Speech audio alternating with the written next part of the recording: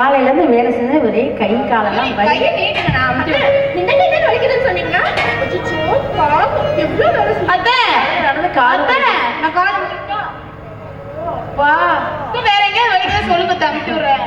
அம்மாடி போதும்டாம்மா போதும்.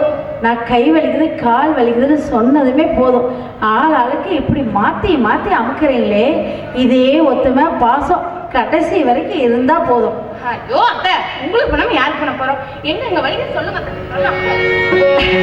இங்க பாருங்க, நீங்க ரெண்டு பேரும் என் மருமகளாக கிடைக்க நான் ரொம்ப கொடுத்து வச்சிருக்கணுமா. இந்த இப்படிப்பட்ட மருமக கிடைக்க ஒவ்வொரு மாமியாரும் கொடுத்து வச்சிருந்தாவே போதும். இப்பயே இந்த நிமிஷமே செத்தா கூட நான் சந்தோஷமா சாவேன். சரியா? எல்லாம் சொல்லாதீங்க அத்தை, நாங்க இருக்கோம்ல.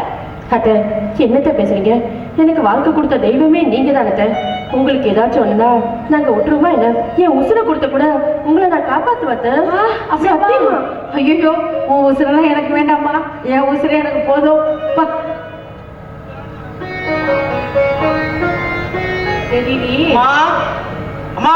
யார் நீங்க? மாமா பாட்டு போல வந்தமா. அப்படியா? அவரு வெளியில போயிருக்காரு. சரி, டீ குடிக்கிறீங்களா? இருங்க, நான் போட்டு எடுத்துட்டு வரேன். ஐயோ அத்தை, நீங்க போய் டீ போடலாமா? இருங்க, நான் போய் எடுத்துட்டு வரேன். ரெண்டு பேரும் சண்டை போடாம போய் டீ போட்டு எடுத்துருவாங்க. போங்க. நான் போறத அவருக்கு சக்கரை கம்மியா வேணுமா ஸ்ட்ராங்கா வேணுமான்னு கேளுங்க. ஐயோ, சக்கரைன்னு சொன்னது ஞாபகமே வருது. சக்கரை இந்த மாசம் ரேஷன்ல வாங்கவே இல்லை, அதனால கடையில வாங்கிட்டு வந்தா டீ போடணும். அதனால டீ வேணாம், விட்டு. அது அப்ப மோரு எதுவுமே வேணாம். டீ அம்மா, நான் சொல்றேன்னு தப்பா நினைச்சுக்காதீங்க. சொல்லுங்க. இன்னைக்கு சாயந்தரமே ஒரு சாம பூஜனிக்காய் வாங்கிட்டு வந்து எல்லாத்துக்கும் திருஷ்டி சுத்தி போடுங்க. என் கண்ணே பட்டு மூளை இருக்கு.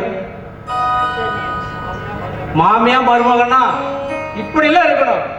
குடும்பம்னா இதெல்லாம் குடும்பம். இப்படி இருந்துட்டா உலகத்துல மாமியா மருமக சண்டையே வராது. சரிம்மா, நாளைக்கு வந்து பாத்துக்கிறேன் மாமாவை. சரிங்க.